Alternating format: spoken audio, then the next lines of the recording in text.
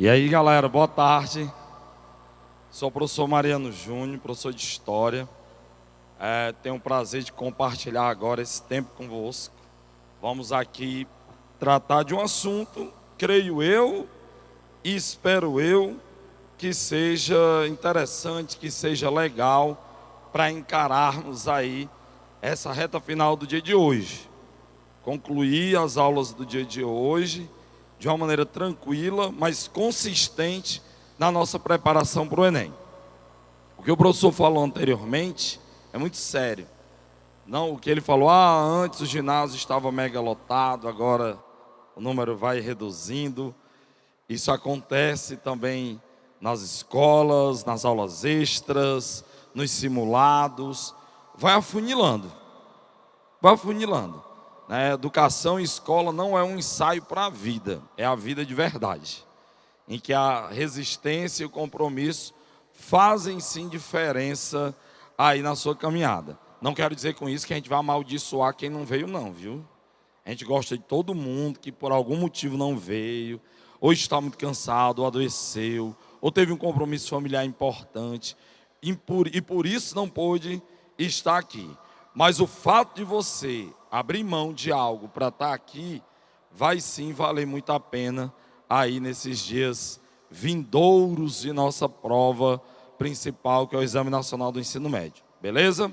E aí, sem mais delongas, vamos aqui à temática da nossa aula. Galera, seguinte, o que é que nós vamos trabalhar hoje? Nós iremos trabalhar o período republicano. Que período republicano? Nós vamos trabalhar da República Liberal, ou República Democrática, como alguns gostam de chamar, até a Nova República. Que República Liberal é essa? A República Liberal é o período que vai de 46 até 64. Esse período de 46 até 64 é chamado assim porque foi a primeira vez na história do Brasil que nós tivemos uma sequência de presidentes que foram eleitos pelo voto direto da população, de maneira democrática, com liberdade de atuação de todos os partidos. O todos merece um asterisco que nós vamos trabalhar já. Porém, praticamente todas as correntes políticas estavam ali disputando poder e brigando para quem ocuparia não só a presidência, mas a maioria das cadeiras no Congresso Nacional. Beleza? É um período importante, que a gente fala em democracia hoje em dia, graças a Deus, como um valor social, toda vida que você ouvir discursos, falas, textos, vídeos, que diga, a democracia não é tão legal, fuja, fuja. O massa da democracia é que alguém pode dizer, eu não gosto de democracia, eu detesto a democracia. E nada acontece com essa pessoa porque ela vive num regime de liberdade de expressão. E as outras alternativas não nos dão essa possibilidade de questionar, de reclamar. Então isso por si só já nos basta para achar a democracia um modelo político bem interessante quando comparado aos demais. Esse período de 46 a 64, para ele ser chamado de democrático, tem algumas regras básicas, que estão aonde? Na Constituição de 46. O que é que tinha lá na Constituição de 46 e que nós temos na Constituição de 88, que é comum a esses dois momentos democráticos? Porque esse é o primeiro. O segundo momento democrático da história do Brasil é de 1988 para cá. Então, são dois momentos bem curtos aí ao longo da nossa história. Primeira coisa, é a questão da liberdade de expressão que eu acabei de citar. É crucial para que você aponte que um país vive uma democracia plena, que as diferentes correntes políticas possam debater os temas que a sociedade considera importante para si.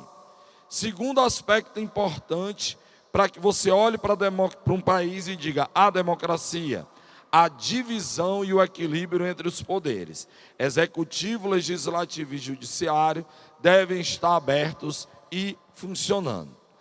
terceiro aspecto que garante que entre 46 e 64 havia uma democracia e que hoje nós vivemos uma democracia: liberdades individuais. Você tem o direito de ir e vir, você tem o direito ao habeas corpus, caso alguém lhe acuse de algum crime, de um delito, você responde a qualquer processo em liberdade. O direito à inviolabilidade do lar, ninguém pode entrar na sua casa sem a sua autorização, ninguém pode chegar chutando a porta e dizendo: vamos fazer aqui uma batida, uma averiguação. Não, lógico que pode com mandato judicial, mas aí a justiça acredita que você fez algo de errado e libera para que a polícia cumpra o seu dever e venha averiguar se você tem algo de errado por lá. Mas sem autorização judicial, não. Então, democracia é onde eu posso falar o que eu penso, democracia é onde há divisão e equilíbrio entre os poderes, democracia você tem as garantias individuais preservadas. Houve entre 46 e 64 e há entre 88 e os dias contemporâneos. Uma outra mudança importante nesse momento da nossa história, entre 46 e 64, é a primeira vez que governantes brasileiros irão fazer propaganda em cima da possibilidade do Brasil ser um país grande, uma potência, influente do ponto de vista político e econômico no cenário global. Até antes de 46, nós tínhamos, nos restringindo ao período republicano, a República Liberal ou República Velha, em que os presidentes e os governos estaduais se retraíam, cada um cuidando da sua vida, num federalismo extremo e sem muito contato com o que ocorria lá fora. Na Primeira República ou República Velha, nosso papel era de mero exportador de produtos agrícolas e consumidor de produtos industrializados. Eu sei que essas duas características, em boa parte, permanecem até hoje, mas nós temos outras variáveis, como a industrialização que o país teve nos últimos 50 anos, para sermos generosos. Temos o setor de serviços em expansão, mas ainda padecemos dessa economia meramente agroexportadora e nós, como consumidores, em boa parte de produtos industrializados, certo? Depois vem a Era Vargas, e aí Getúlio, por conta do cenário internacional, o que é que nós teremos? Teremos um desenvolvimento nacionalista fechado. Você tem um mundo sofrendo com a crise de 29, expansão do nazifascismo, Segunda Guerra Mundial e tal. Então, não haviam muitos contatos entre o Brasil e demais países. E aqui o Getúlio Vargas reproduz o que rolou em toda a América Latina. Uma industrialização voltada para atender ao mercado interno, né? A galera da geografia trata isso de maneira mais adequada, chamando de industrialização baseada na substituição dos produtos importados. Mas vamos lá. E aí depois você tem esse período que a gente está tratando agora inicialmente, em que o Brasil se atreve a dizer: somos grandes, vamos dominar o mundo, somos Pink Cérebro, vamos conquistar o universo inteiro. O primeiro presidente a falar isso de maneira mais clara e objetiva foi Juscelino Kubitschek. Outros governantes falavam na possibilidade de um desenvolvimento econômico considerável. Porém, Juscelino Kubitschek, ele sem sombra de dúvidas é o cara que chega e diz: nós vamos nos tornar um país industrializado, vamos desenvolver tecnologia nacional e vamos nos tornar referências em diversos setores. E acabou que deu certo, e a gente vai trabalhar algumas coisas aí mais à frente. Dentro desse cenário que eu acabei de dizer, um Brasil democrático que tem que decidir se é grande ou se é vira-lata, o primeiro presidente do período é o presidente Eurico Gaspar Dutra, marechal de guerra. E aí a questão que temos aí na página 50, perdão por não ter avisado antes, a questão que nós temos aí na página de número 50, trata exatamente do que está demonstrado aí nessa imagem. Nessa imagem nós temos dois símbolos clássicos da chamada Guerra Fria. Eu tenho o tio Sam representando os Estados Unidos da América, eu tenho o urso representando a União Soviética. O mundo se dividiu de maneira bipolar após a Segunda Guerra Mundial, tendo por base e liderança essas duas superpotências. De que maneira o Brasil vai se inserir nesse contexto? O Brasil tinha lado, o Brasil tinha time. O time do Brasil era dos Estados Unidos da América, até por uma questão meio óbvia.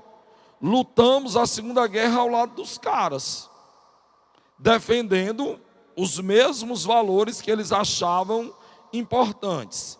Aí depois da guerra, diz, não, valeu, a gente vai ficar com o outro mesmo, soaria um pouco estranho. Além do Brasil ter lutado ao lado dos Estados Unidos, e ao lado não só por defender as forças antifascistas, porque a União Soviética também era antifascista, mas lutando com o exército americano lá na Itália. A forte influência dessa ligação militar com os Estados Unidos se fez presente na política brasileira. O próprio Eurico Gaspar Dutra, militar de carreira, homem de sucesso nas suas atividades militares, um dos comandantes do Brasil na Segunda Guerra, antes de começar a guerra, dizem, ele tinha uma foto do Benito Mussolini na sala dele. Mussolini fascista, né? Aí é o auge da contradição. Ele era fã do Mussolini e comandou as tropas brasileiras na Itália para derrubar o Mussolini. E aí, após a vitória do Brasil, dos Estados Unidos, dos aliados, contra Mussolini, Hitler, etc., é que o Brasil abraça o chamado American Way of Life, o estilo americano de vida. Vamos nos vestir, vamos nos alimentar, nos comportar, consumir, em muito se espelhando na população dos Estados Unidos da América e tendo para o público em geral o cinema e a música não apenas como entretenimento, mas como caminho para receber as informações de como os caras viviam. O melhor exemplo disso é o fast food. Ah, professor Mariano, eu nem gosto tanto do McDonald's, eu nem vou no Burger King.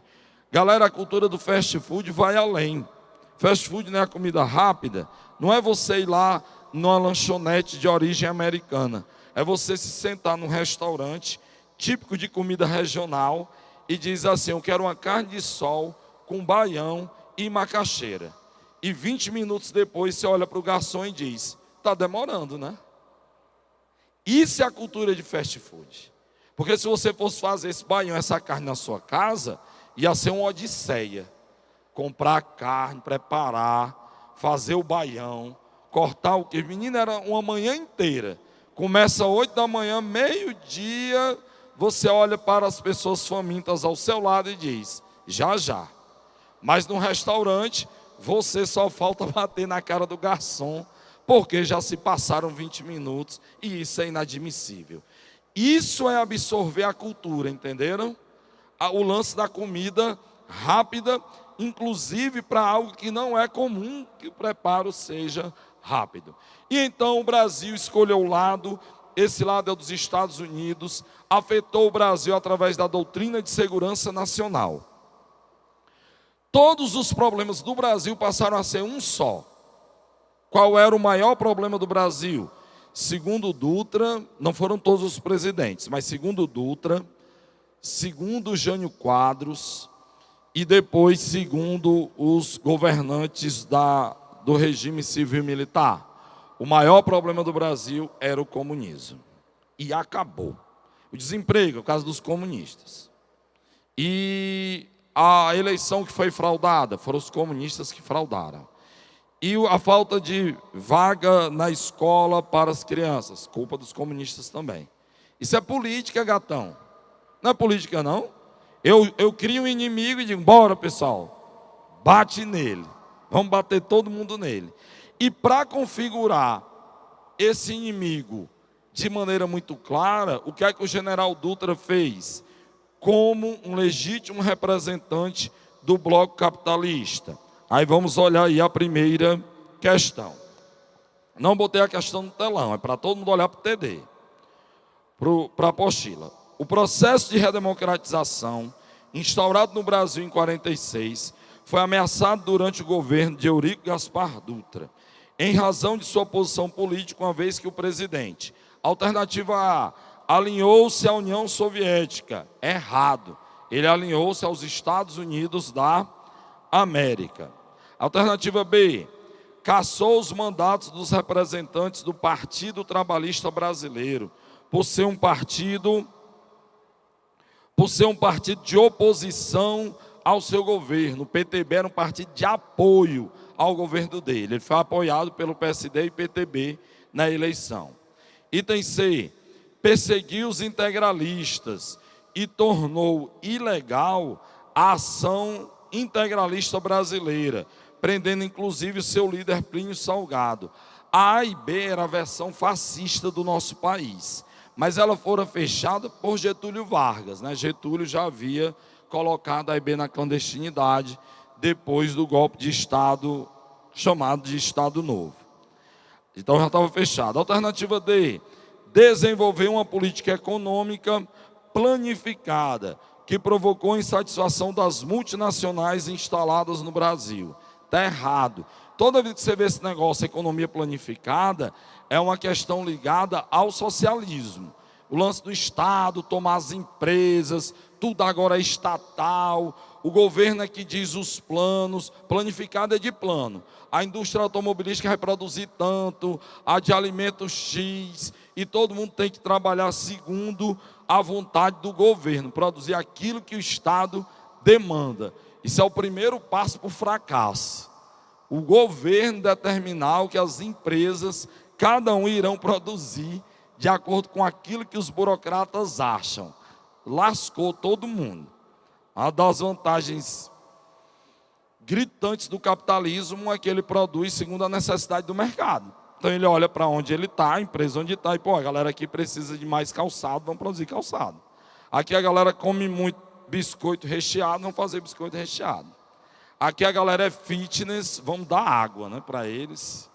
Na hora do almoço, não vai ter o baião, nem a carne do sol.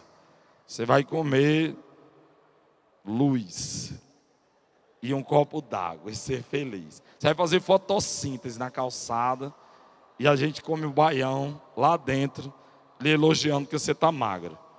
Vamos lá. E aí só nos resta a alternativa E, né, galera, que é a correta. Colocou o Partido Comunista do Brasil na ilegalidade, rompendo inclusive relações diplomáticas com a União Soviética. Cara, isso foi muito engraçado, porque os Estados Unidos são o maior inimigo da União Soviética e os caras não romperam relações diplomáticas com eles. Moscou e Washington, apesar das divergências, mantinham embaixadas. Aí o Brasil, a gente gosta de confusão. Nós somos o pincher, né?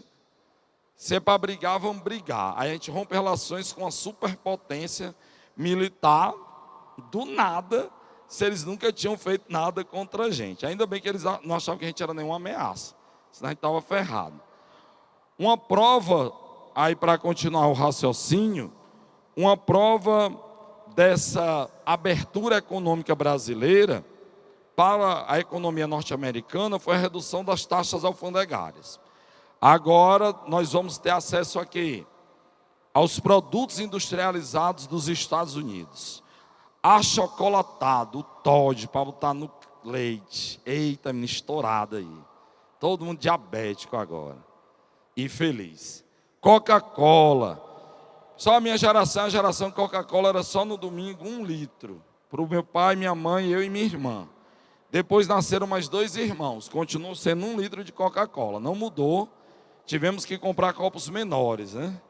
Ou então pedir a Deus para algum menino adoecer e ele não poder tomar a Coca-Cola. O pior é que aí a minha avó acreditava que Coca-Cola fazia bem à saúde. Eu não sei de onde ela tirou isso. Não, o bichinho está doente, toma Coca-Cola que passa, limpa. Ok, taca o pau e é feliz.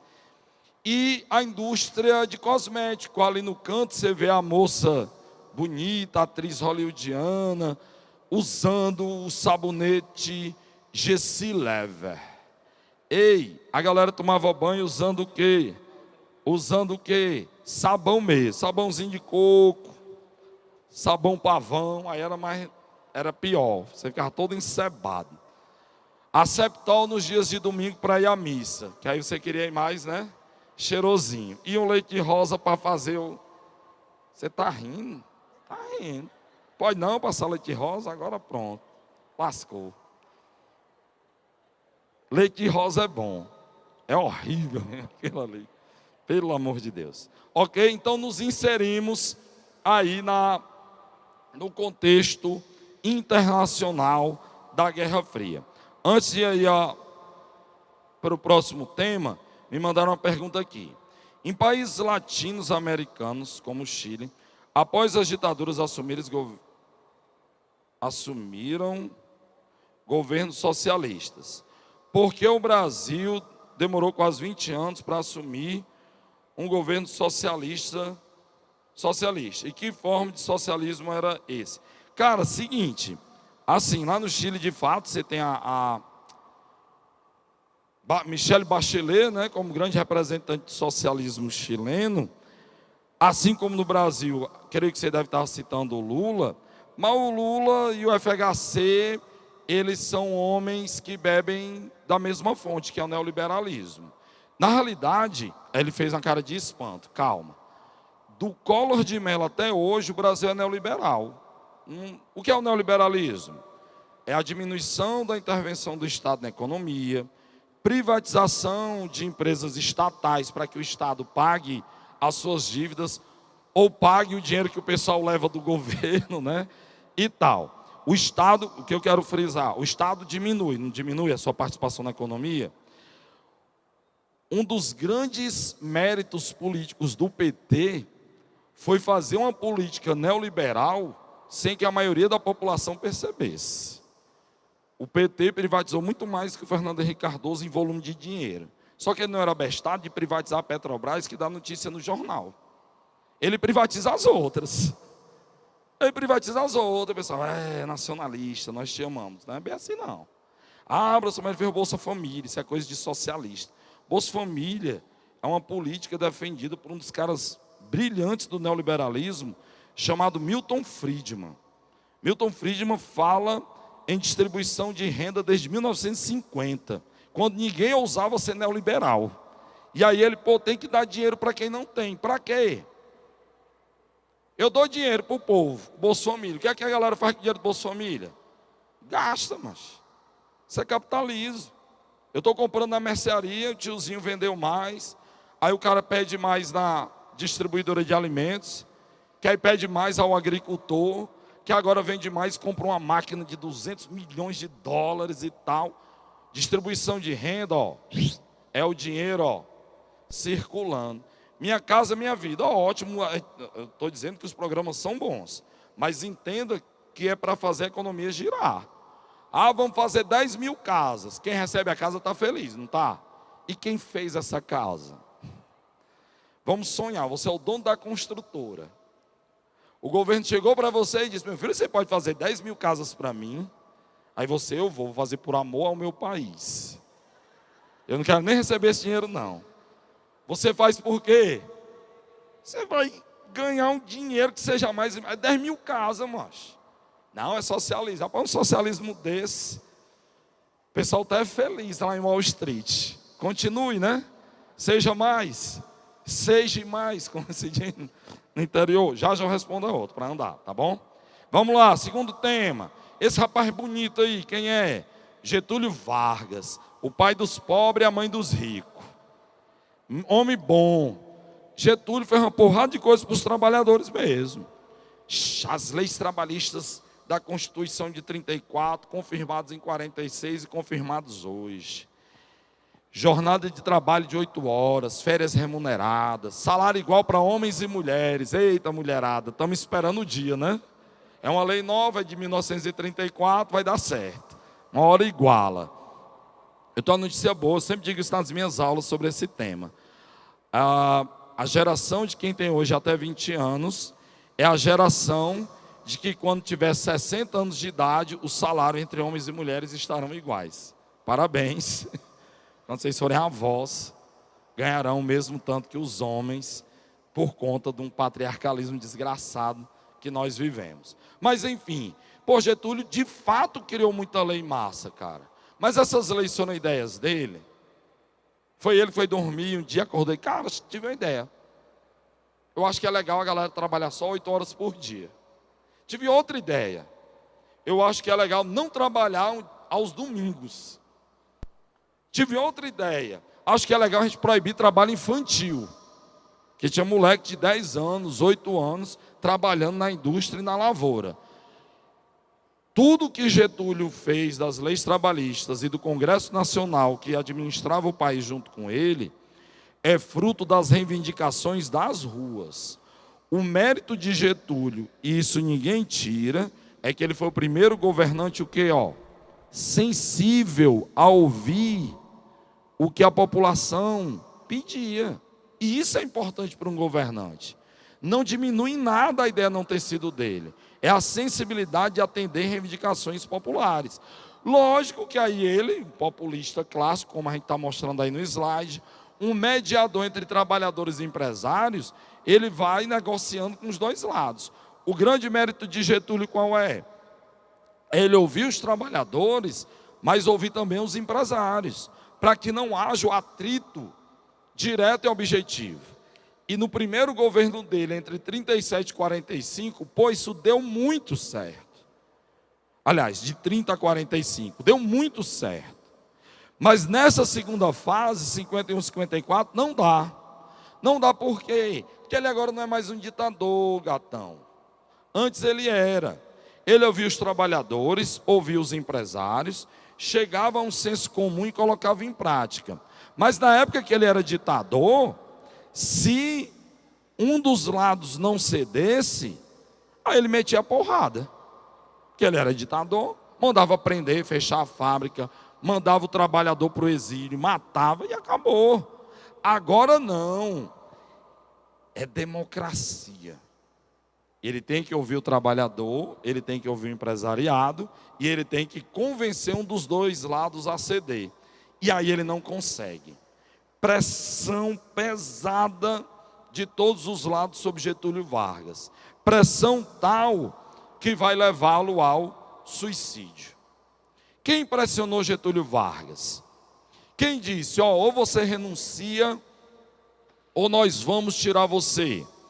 Primeiro, o alto comando militar, insatisfeitos com os baixos salários e com a não renovação das armas e todo o aparato tecnológico das Forças Armadas, que de fato é muito necessário.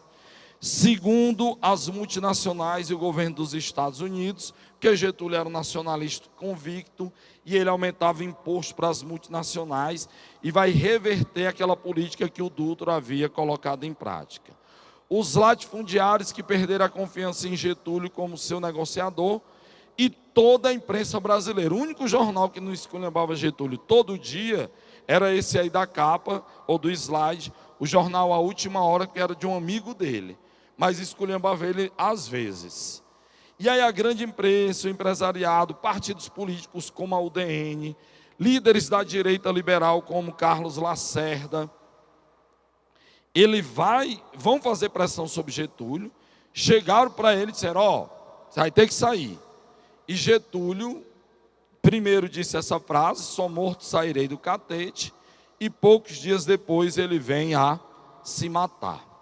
Quando Getúlio se mata, deixou aquela carta testamento dramática, né? E de fato dramática, alguém tirar a própria vida é um drama em si, e ele justifica lá, dizendo que havia uma conspiração dos grupos internacionais contra as empresas brasileiras e o Estado brasileiro, e que ele não iria ceder, que tudo que ele havia criado para melhorar a vida dos brasileiros seria mantido. E se para isso ser mantido era necessário ele se sacrificar, ele o faria.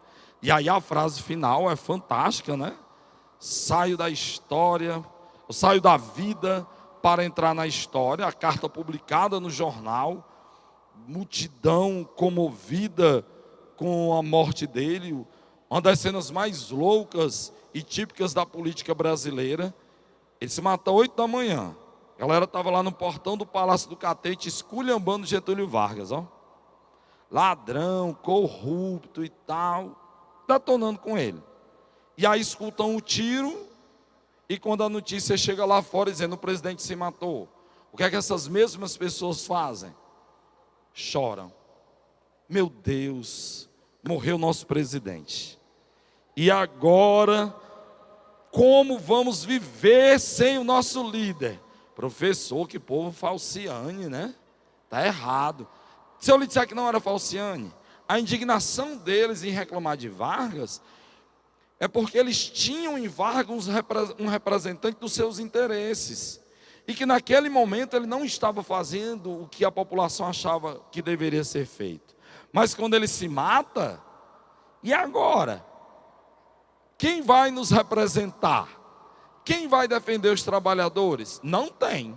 Aí a galera entra em desespero, um velório, um cortejo com 50 mil pessoas no Rio de Janeiro, lamentando a morte dele e tal.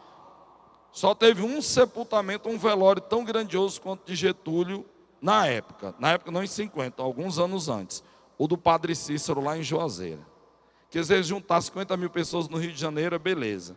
Agora juntar 30 mil em Juazeiro do Norte, na década de 1930, não é para o Padre Cícero, né? Tinha que ser alguém emblemático como ele. E aí Getúlio se mata, e isso marca a história republicana do Brasil para sempre. Aí vamos aí à questão de número 2. Tem um trecho da carta, né? Sigo o destino que me é imposto, depois de decênios de domínio e expoliação dos grupos econômicos e financeiros, fiz-me chefe de uma revolução e venci. Tive de renunciar. Voltei ao governo nos braços do povo. O texto acima, extraído da Carta Testamento de Vargas, expressa os vínculos do governo de Vargas com, ou seja, você tem que identificar dentre os itens quem era ligado a Getúlio Vargas, quem era aliado de Getúlio Vargas. E aí temos o item A, capital estrangeiro não é, porque ele já esculhamba aí na carta, no trecho que a gente viu. O item B, os grandes proprietários rurais que desde 1930 se constituíram na base social de Vargas. Não, a base social de Vargas eram os trabalhadores urbanos, principalmente os sindicalizados.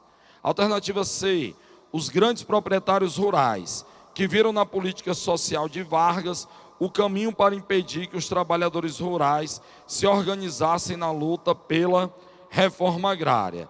Não. O grande embate político na era Vargas, que vai afetar, é a disputa entre industriais e proletariado. A política de Vargas é voltada para onde? É voltada para a cidade. O campo foi um pouco esquecido por ele.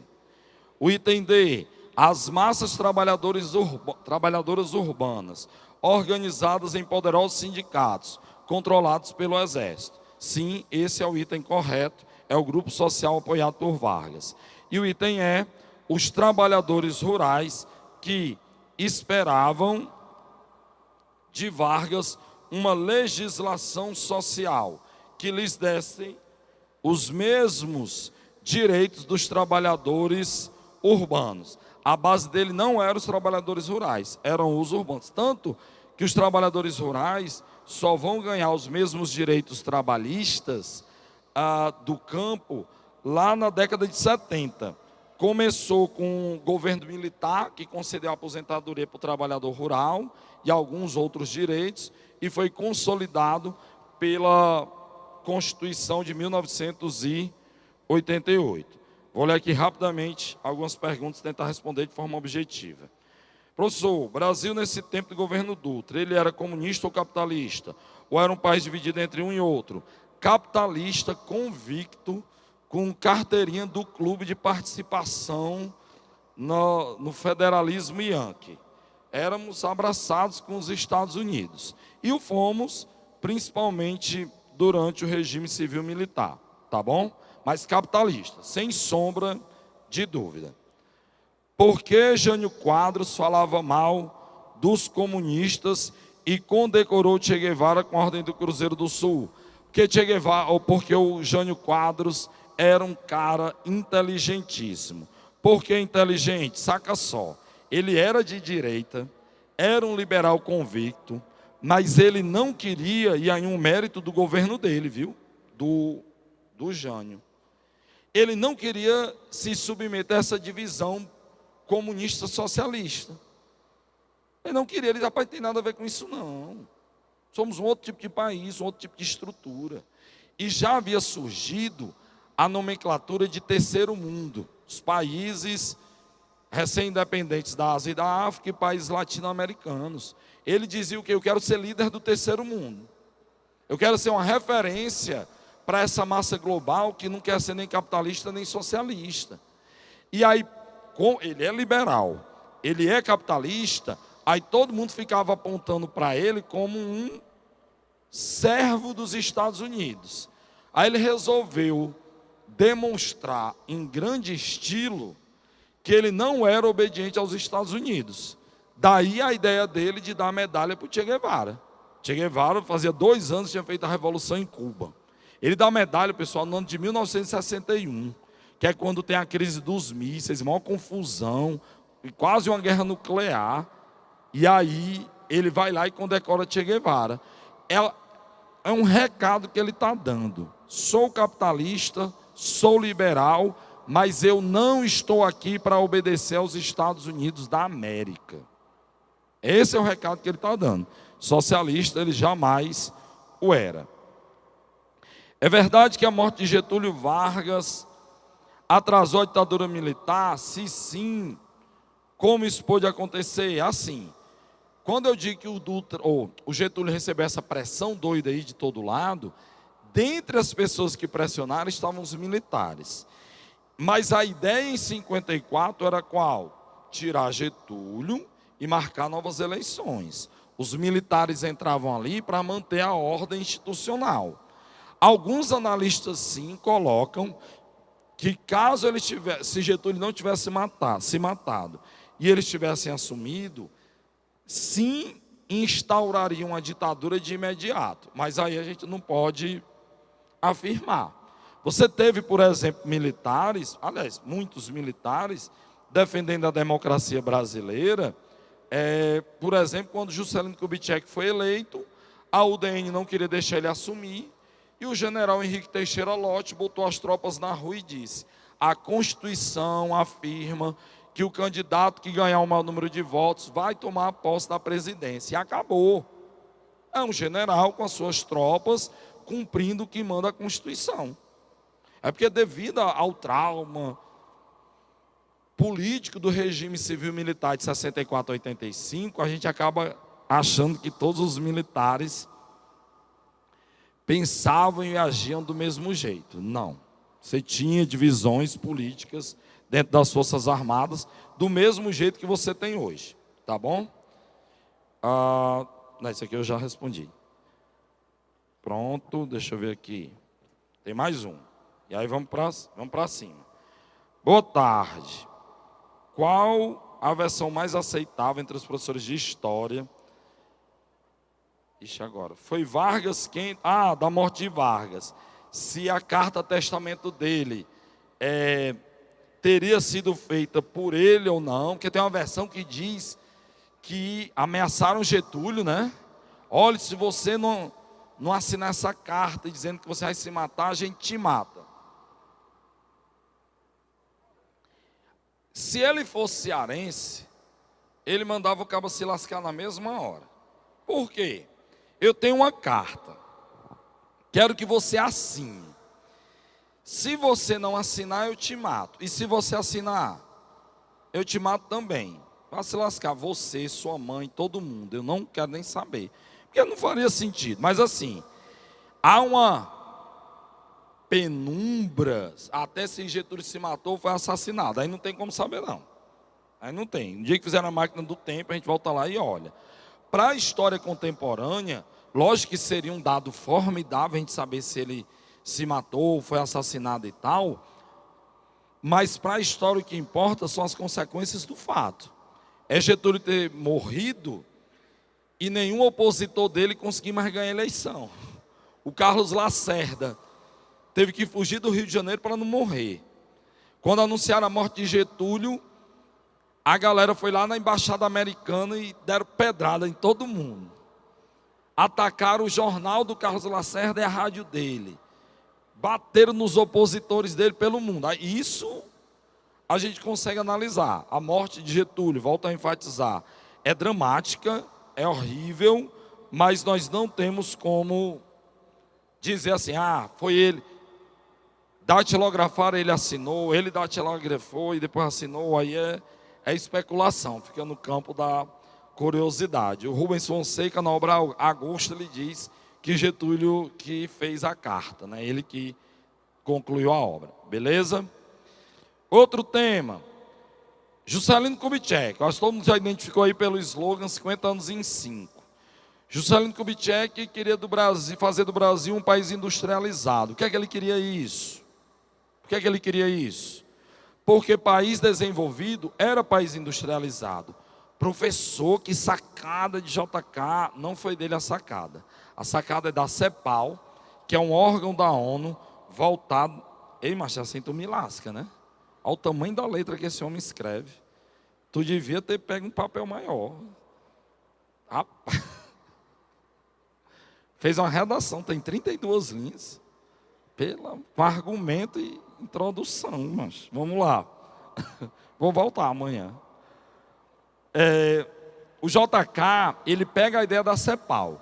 Ser um país industrializado, ou desenvolvido é ser industrializado. Tinha uma discussão no Brasil na época seguinte. Nós vamos proibir as multinacionais de entrar no Brasil, vamos restringir a atuação deles, ou vamos liberar total. 3 opções: proibir, restringir e liberar. O JK olhou para isso, aí um mérito dele, aí foi uma sacada boa dele, o que é que ele disse? Meu brother, eu quero a indústria. Se é dos Estados Unidos, da Ucrânia, do Japão ou do Zimbábue, eu não me importo. É para ter indústria, porque tendo indústria gera emprego, tem cadeia produtiva. A indústria precisa de mão de obra, de matéria-prima. Com o crescimento do capitalismo, as desigualdades sociais diminuem, porque as pessoas vão ter acesso a emprego melhor. Eu lá quero saber dessa briga besta. Não, vamos proibir as multinacionais. Venha, você quer abrir uma empresa aqui? Venha. Ele não vai liberar total, porque a lei não deixava. Por exemplo, nessa época o subsolo brasileiro não podia ser explorado por nenhuma empresa estrangeira. Então petróleo, ferro, ouro, só podia ser por empresas brasileiras. Mas onde a lei permitia, taca o pau, pode vir indústria de qualquer lugar. E aí ele dividiu esse investimento em 3 setores. Infraestrutura e indústria de base com o Estado, que é algo mais ou menos que rola até hoje. Porto, estrada, educação é do Estado. Os empresários brasileiros com setores tradicionais, roupa, calçada, comida, remédio, que nós fazemos isso muito bem também, até hoje. E as multinacionais com os bens de consumo duráveis. Quais são os bens de consumo duráveis? Automóvel, geladeira, rádio, televisão, são os bens de consumo duráveis. Se bem que hoje em dia não é tão durável assim não, né? O pessoal você compra um liquidificador, dura quase um mês, né? Se bater um gelo dentro, queima a energia da casa. Tem um curto-circuito. E aí dentro desse processo de modernização da economia, Juscelino Kubitschek vai construir Brasília. Lá no Planalto Central, professor, que homem criativo, não foi dele a ideia, é um projeto da época do Segundo Reinado, e vai ter uma lei dizendo que tinha que ser no Planalto Central para promover a integração entre as diferentes regiões, para levar desenvolvimento para o centro do país. O que ele fez foi cumprir uma lei que estava na Constituição. Por que é que surgiu esse projeto no segundo reinado? O Brasil tinha acabado de sair da Guerra do Paraguai. Qual era o medo dos estrategistas militares? Cara, e se um dia a gente for brigar com alguém que tenha uma marinha de guerra boa e venha atacar a capital, que é Rio de Janeiro? É só chegar e atirar, né? Então vamos lá para o meio dos matos. Ninguém vai nos atacar em Brasília. Nesse ponto, eles acertaram. Ninguém, eu pelo menos não conheço, que a pessoa diz assim: vou mudar minha vida, eu vou para um lugar melhor, eu vou ser feliz, eu vou para Brasília. Não tem essa pessoa. Quem vai para Brasília? Quem passa na Universidade de Brasília, que usa o Enem, e é excelente universidade. Quem passa num concurso público, aí vai para Brasília. Ou quem pega o ônibus errado e vai para Brasília. Mas não tem outra opção não. Ninguém diz: vou para lá. E nem os adversários. Vamos atacar o Brasil, a capital onde? Brasília. Não, vamos para outro lugar então. Vamos atacar Fortaleza, é mais perto e tal. Tinha uma galera doida. Brasileiro é bicho perturbado e cearense mais ainda. Na época da Guerra Fria, eu não lembro quando foi, década de 70 e 80, divulgaram as cidades consideradas estratégicas pela União Soviética, do bloco capitalista, que eles iriam destruir se tivesse uma guerra nuclear. Aí Fortaleza estava entre as cidades que, se tivesse uma guerra nuclear, Moscou ia bombardear. Aí teve gente aqui que viu isso como um quê? Sinal de prosperidade, ó. Fortaleza é uma cidade importante. Eu não vou morrer não é de dengue, não. Não é zika nem chikungunya. Eu vou morrer de um ataque nuclear. Tinha jornal que, quando começou a ter acidente de trânsito em larga escala em Fortaleza, comemorava isso como sinal também de modernidade. Somos uma cidade moderna. Ontem tivemos 3 batidas. Lá onde eu moro, no Montes, é o lugar mais moderno de Fortaleza. Todo dia tem uma batida. E os engarrafamentos são gigantescos. Eu tenho vontade de vender água lá. É muito engarrafado. Mesmo sem batida, imagine com. Certo? Vamos aqui fazer a terceira. E aí eu vou direto para o enunciado, que o texto é longo. Diz assim: com base no texto sobre a construção de Brasília e a relação de interesses envolvendo empresas e funcionários do Estado, pode-se concluir que... tem que ler o texto. Porque o professor Nelson Campos trata Brasília com outro tema que a gente mal escuta falar. Vamos ver aqui, ó. Se Brasília, edificada em forma de avião, aterrissou no planalto central do país, a corrupção decolou rápido, impulsionada, não pela forma das turbinas, mas das propinas, movidas pela energia pegajosa do suborno. Alguns passageiros VIPs do voo governamental não resistiram à turbulência de uma investigação fiscal. Muitas das passagens que davam acesso ao portão de embarque da corrida às obras financiadas pelo Estado foram conseguidas furando a fila das licitações, seguindo o plano de voo franciscano, baseado na máxima de que é dando que se recebe. A inapetência fiscal do Estado proporcionava-lhe a impunidade de céu de brigadeiro, onde planavam suavemente suas mordomias. As empreiteiras davam, os técnicos governamentais recebiam, e a nação pagava a conta. As obras tinham seus preços superfaturados. Ainda bem que isso não acontece mais hoje. Com base no texto sobre a construção de Brasília e a relação de interesse envolvendo empresas e funcionários do Estado, pode-se concluir que... Eu vou dizer o certo, senão a gente vai ficar rindo dos outros itens.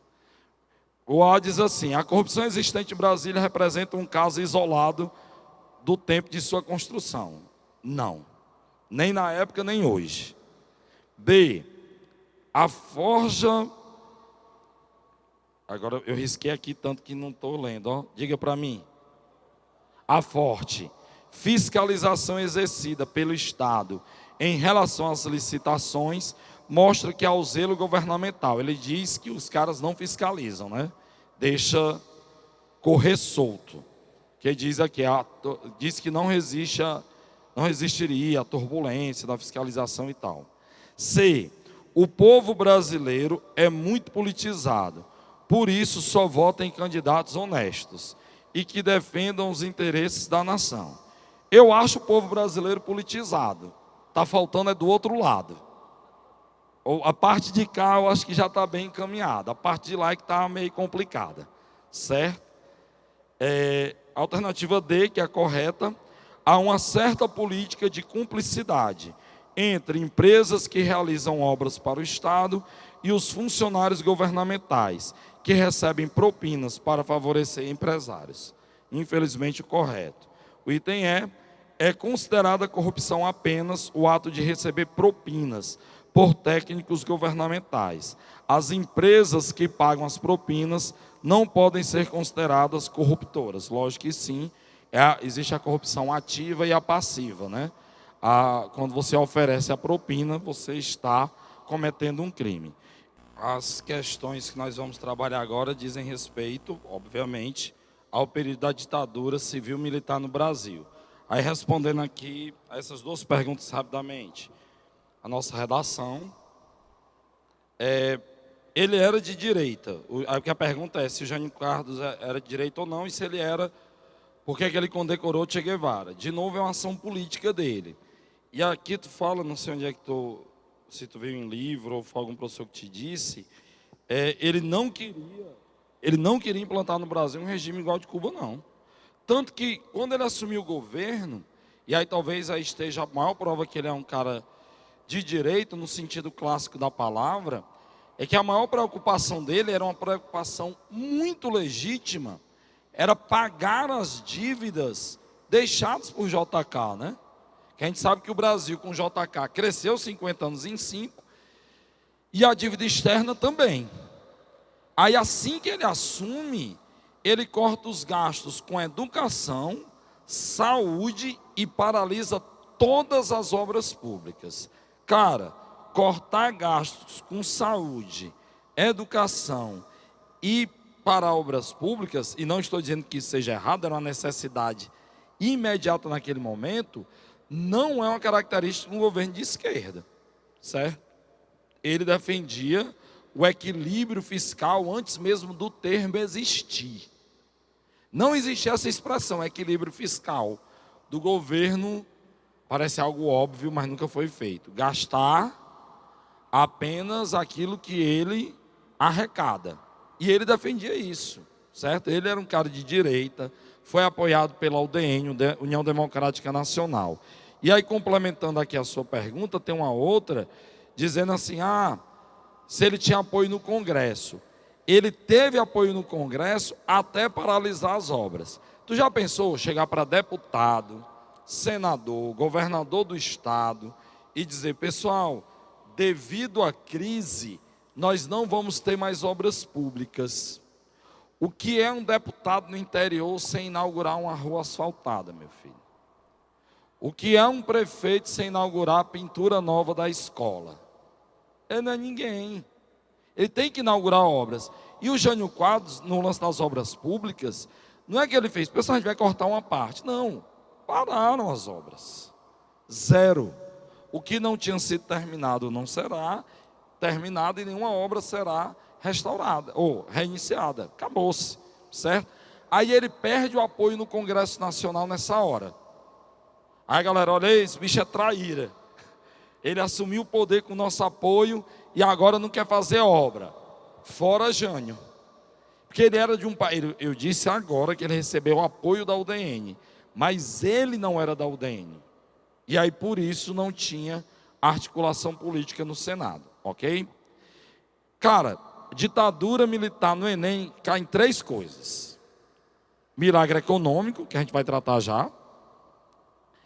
A secessão de direitos políticos e civis, ou seja, retirar direitos políticos das pessoas, retirar direitos civis dos indivíduos, e o terceiro é a questão cultural, Que eu já vi que vocês tiveram, inclusive, uma aula sobre tropicalismo, sobre arte e tal. Até hoje, no Enem, esses 3 temas sobre a ditadura militar são os que estão lá. Retirada de direitos políticos e civis, análise da produção cultural da época e o milagre econômico. Sempre. E nesse lance da retirada de direitos civis e políticos, o ápice acontece seguido a esses 2 fatos. Aqui a passeata dos 100 mil pessoas nas ruas do Rio de Janeiro protestando contra o regime militar, numa época pré-internet, em que havia censura na rádio, na TV e nos jornais. Como é que reuniram essas 100 mil pessoas? Boca a boca. Foi um feito impressionante.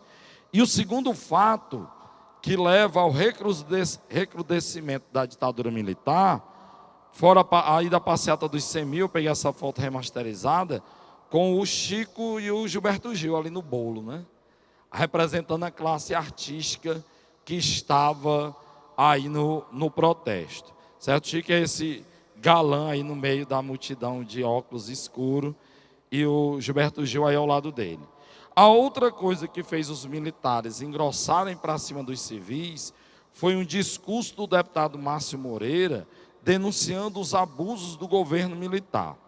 Ora, eu tenho uma passeata com 100 mil pessoas, com a faixa dessa, abaixa a ditadura, o povo no poder, outra faixa, viva o comunismo, outra faixa, morte aos militares. Aí eu tenho seguido um deputado que sobe à tribuna e esculhamba com o regime militar. E eles reagiram. Essa reação já havia sido sendo pensada pelos militares, que foi a instituição, a criação do Ato Institucional número 5. O Ato Institucional número 5 é apontado pelos juristas como o maior ataque aos direitos civis e políticos da história do Brasil. Por quê? Olha aí o que o presidente passou a ter direito: fechar o Congresso por tempo indeterminado. Isso aí foi em dezembro, 12 ou 13 de dezembro, não lembro. O deputado discursou no dia 12, fecharam o Congresso no dia 13 de dezembro de 68. Só reabriram em outubro de 69. Poder Legislativo Federal fechado. 15 deputados federais cassados em uma semana, porque agora o presidente pode suspender direitos políticos de qualquer cidadão durante 10 anos. E foi isso que o deputado Márcio Moreira foi questionar, dizendo que o governo não tinha direito, governo civil militar, a caçar mandato de ninguém. Ele foi o alvo disso. O deputado Márcio Moreira morreu em 2009. Ele continuou na política, foi deputado federal várias vezes, foi prefeito de Cuiabá, se eu não me engano, que ele é do Mato Grosso e assim por diante. Então o presidente pode fechar o Congresso Nacional na hora que ele bem entende. Pode suspender direitos políticos, que é proibir você de votar e ser votado. E o pior de todos, que é o terceiro tópico, suspender os direitos legais de qualquer indivíduo, que é o que eu falei na introdução da aula. O que é que caracteriza uma democracia? É quando você tem o direito de ir e vir, sem dar satisfação a ninguém. Perdão. É quando você tem a liberdade de se expressar da forma que bem entende. E você tem direito a habeas corpus e a inviolabilidade do seu lar. Tudo isso agora deixa de existir, de acordo com a vontade do presidente. Lógico que não é aleatório, mas o presidente e uma rede de pessoas ligadas a ele. Isso foi terrível porque nós temos ainda hoje 200 e poucas pessoas que o Estado brasileiro chama de desaparecidos políticos. Pessoas que chegaram lá, chutaram a porta da sua casa ou do escritório, sei lá onde estava, prenderam e pronto, essas pessoas nunca mais foram vistas. Os crimes de tortura eram praticados livremente, porque você não tinha direito nem a um advogado. Você era preso e talvez alguém lhe dissesse, que você avisasse a sua família que você estava preso. É o Estado contra você. Não caia na tentação de quando alguém falar mal do habeas corpus, vocês mesmo, devia acabar. Sim, o habeas corpus tem algumas falhas, não na lei, mas na concessão dele. A lei é do juiz que libera a galera, não é do habeas corpus. Porque já pensou, alguém te acusa de um crime. Sai daqui hoje, alguém no ônibus diz assim: esse cara aí roubou o meu celular. Aí tu é preso, levado para a delegacia, se não tem habeas corpus. Tu desce para o presídio e fica esperando o processo correr. Aí depois de um ano chegou à conclusão que não foi vocês. Beleza, pode ir para casa. E aí? Não olhe para político safado que é liberado por habeas corpus, não. Pense na gente. O Estado ele é abusivo muitas vezes. Aliás, na maioria das vezes. O habeas corpus serve para proteger a nós dos abusos do Estado. Certo? Dele cometer crimes contra cada um de nós. Professor, isso aí, não teve outro presidente, outro governo brasileiro que tinha esse poder, não. Lindões, nem Dom Pedro I podia fechar o Congresso Nacional na época do Império, nem Dom Pedro II. Caçar direito político, o presidente chegar e dizer: ó, você perdeu o mandato, nunca. A primeira e única vez foi aí com o ato institucional, que durou de 1968 até 79, que aí quando o general Geisel foi deixar a presidência, ele tirou, suspendeu, acabou com o ato institucional número 5. Para irmos para as questões, falar do milagre econômico. Qual a grande identidade do milagre econômico? Investimento em indústria de base e infraestrutura. Invasão de capital estrangeiro, tanto emprestado ao Estado, como às nossas empresas, como as multinacionais se instalando aqui. Concentração de renda e um crescimento econômico fantástico. O Brasil era a China da década de 70, galera. O milagre econômico entre 1970 e 74, o ano que o Brasil cresceu menos foi 7%. Chegou a 11%. Eram taxas magníficas de crescimento, mas com problemas. Porque, de novo, como foi com Vargas, JK e agora na ditadura, esse desenvolvimento ficou concentrado onde? Qual região do Brasil? Lá no Sudeste. A galera do Nordeste teve que ir para lá para trabalhar. A minha família é toda de imigrante. Uma parte é do Rio Grande do Norte, outra daqui, e a maior galera foi para São Paulo e Rio. E meus tios e avós, né, agora depois de idosos, estão voltando para morrer na sua terra. A minha casa era casa de passagem. A minha mãe é do Rio Grande do Norte, ela veio para cá. E aí meus primos e tios saíam do sertão lá do Rio Grande do Norte, vinham para Fortaleza, trabalhavam, arranjavam uma grana e iam para São Paulo. Todo ano tinha um primo, um tio, uma prima na minha casa para juntar grana e ir embora, para fazer a vida em São Paulo. Aliás, aonde desce para fazer a vida. Porque o desenvolvimento era lá, não era aqui, certo? Esse plano de desenvolvimento do milagre econômico parece com o do Juscelino, não parece não? Não é não? Invasão de capital estrangeiro, grande crescimento econômico. O Estado investindo em infraestrutura é igual ao do JK. E o governo militar, ele foi crucial nas chamadas obras estruturais do Brasil. A usina de Itaipu é um fenômeno da engenharia mundial. Na fronteira entre Brasil e Paraguai, os caras constroem a maior usina do mundo. Foi superada em tamanho em 2012 por uma usina lá da China, a usina de Três Gargantas. Mas Itaipu, a sua produção de energia é muito mais eficiente. É muito mais eficiente do que a da China. E até ultrapassou agora em produção de energia também. Os militares foram responsáveis por obras de estrutura. Não é só a Ponte Rio-Niterói que eu estou usando como símbolo. Os caras aumentaram a quantidade de BRs e construíram várias outras. A BR-116, que começa aqui na Avenida Guanambi, não tem a rotatória. A da rotatória ali é o quilômetro 0. Se você pegar a BR-116 ali e for direto, você vai parar aonde? No Rio Grande do Sul. Você vai parar na fronteira Brasil-Uruguai. Direto. Sem problema algum. Interligando regiões diferentes para a circulação de pessoas e mercadorias. Uma obra crucial para o desenvolvimento econômico do país. E várias outras dessas obras que eles fizeram, porque esse era o seu plano econômico. Lógico que nem tudo foram flores. Um exemplo de uma coisa que deu errado foi a Transamazônica. A ideia até parecia boa, pô, vamos ligar o Norte e Nordeste. A Transamazônica, ó, sai aí da região metropolitana de João Pessoa, cidade de Cabedelo, e vai até o final da Amazônia. Parece legal, as obras levaram muito tempo, também de um esforço de engenharia significativa, mas não deu certo, e a prova está aí.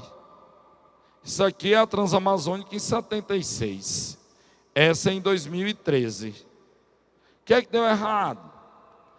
É uma estrada no meio de uma floresta tropical, meu brother. As raízes da floresta tropical, das árvores, levantavam o asfalto. Na época de cheia no Rio Amazonas, dá 12 quilômetros de inundação em cada lateral do rio. 12 quilômetros de lateral, é mais do que daqui para a Praia do Futuro. É a lateral do rio. E aí fazia a BR e o rio chegava até lá. E lógico que teve um pequeno desvio de verba, como uma tradição nacional. Se roubou muito na Transamazônica, Ponte Rio-Niterói. A Ponte Rio-Niterói, o dinheiro que roubaram lá, dava para fazer uma ponte Rio-Brasília com ar-condicionado e TV de LED. Dinheiro muito, mas muito mesmo. O Castelão foi construído nessa época também. Todo lugar fazia um estádio. Faz o Castelão aqui, Mineirão e tal. Tudo roubado também. O Castelão, os mais experientes como eu, sabem que o Castelão, quando foi concluído, não tinha a parte atrás do gol, era só as laterais. Se o cabo desse um chute muito forte, embarcava. A bola ia embora. Não tinha atrás do gol, arquibancada. Era só a lateral. Aí quando o Papa João Paulo II veio para Fortaleza, a bênção João de Deus, aí colocaram, porque ficava feio para o Papa chegar e o estádio está incompleto. Aí fizeram lá. Mas assim, o milagre econômico, ele teve um momento áureo, de 70 a 73, e é disso que trata a questão, desse tópico aí final. Nós levamos uma pancada muito forte. Qual foi a pancada? O Brasil estava fazendo todas essas obras com dinheiro alheio, não era? Dinheiro dos outros, emprestado. E a gente pagava juro. Mas aí em 73 nós tivemos o primeiro choque do petróleo. Os países da OPEP, a Organização dos Países Exportadores de Petróleo, elevaram o preço do barril de petróleo. Coisa besta, custava $3, eles passaram para 12 no mesmo ano. Por que eles fizeram isso? Os árabes estavam em guerra contra Israel, e aí os Estados Unidos apoiaram Israel. E eles perderam a guerra por causa do apoio norte-americano. Aí eles, o que é que os Estados Unidos mais precisam? É de petróleo. É o que eles mais gastam na sua balança comercial. Pois vamos botar para voar as bandas agora. Essa capa da Veja aí é fantástica. É porque não apareceu aí a imagem toda, mostrando todas as armas da guerra. Quando eles botaram o petróleo, o barril de $3 para 12, a economia americana, caiu. Só que a nossa economia não estava vinculada a desses caras. Quando a economia deles cair, a gente morreu abraçado. O cabo foi se afogando, a gente lascou, a gente está amarrado a eles. A economia brasileira entra num declínio profundo. Mas só dizer aqui, comentar só o gabarito das 5 e das 6, e aí nós vamos a casa. Eu vou deixar só tocando, já eu respondo a questão, mando um beijo para todo mundo, e aí vou deixar tocando a música O Bêbado e o Equilibrista, que era a música hino da Lei da Anistia. O que era a Lei da Anistia? Que pedia que todos os presos políticos fossem soltos das cadeias. Quem estava no exílio deveria ter permissão para voltar ao Brasil, e todos os direitos políticos fossem restituídos, né? Voltassem à normalidade. E aí a música símbolo da campanha, que já a gente coloca, é O Bêbado e o Equilibrista, da Elis Regina. A galera que mandou a última pergunta, eu falo aqui com você, tá bom? Vamos lá. A questão de número 5 é do ato institucional número 5, traz a lei e diz assim: o ato institucional número 5 é considerado por muitos autores um golpe dentro do golpe. Nos artigos do AI-5 selecionados, o governo militar procurou limitar a atuação do poder judiciário, porque isso significava, o item A, substituição da Constituição de 1967. Não, é acrescentar a Constituição, não é substituir. B, o início do processo de distensão política, de abertura, não é ainda. Aliás, o ato institucional vai fechar a política brasileira. O item C, a garantia legal para o autoritarismo dos juízes. Não é autoritarismo do juiz, é autoritarismo do presidente. O item D, que é o correto, a ampliação dos poderes nas mãos do executivo. Beleza? E a sexta questão, leio aqui o enunciado. O enunciado é objetivo, né? O chamado milagre econômico brasileiro durante os anos 70. Aí o item A, realizou um investimento maior em grandes transformações na região sul. Não, é a região sudeste. B, o chamado milagre econômico sofreu sua primeira grande crise com o aumento repentino do preço do petróleo, o que levou a um desequilíbrio na balança comercial, o aumento de juros e da dívida externa. É o item correto. O C, com o milagre econômico, a renda per capita diminuiu consideravelmente, o que resultou em melhor distribuição de renda. Não houve um aumento da renda per capita, mas houve uma concentração de renda. Porque como é que calcula a renda per capita? Soma a riqueza todinha e divide pelo número de habitantes. Coisa, né? Aí em Fortaleza, quando você faz isso, o bairro do Meireles aparece como um bairro de primeiro mundo e lá em casa não. Então não adianta de nada para a gente. Alternativa D diz assim: com o milagre econômico, a renda per capita aumentou consideravelmente, o que tornou possível o aumento do consumo de produtos siderúrgicos. É um item absurdo. Ninguém aqui compra produto siderúrgico. Me dê aí 500 quilos de aço. Não rola, né? Isso aí. Me dê 2 litros de mercúrio para eu separar o ouro lá em casa. Não tem. Se tivesse, né? Item E. Com o milagre econômico, o Brasil passou a viver uma fase de crescimento, onde foi efetivamente possível fazer o bolo crescer, para depois realizar uma maior distribuição. Não foi possível fazer a divisão do bolo, a galera concentrou o dinheiro para si, tá bom? Encerramos por aqui. Foi um prazer estar aqui com vocês hoje à tarde. Beijos e abraços. É para vir amanhã, é para vir todos os dias. Quando você estiver com preguiça, imagine que os outros vão estar aqui. Se eu não vou, uma pessoa vai estar lá, então eu vou, nem que seja por inveja. Tchau.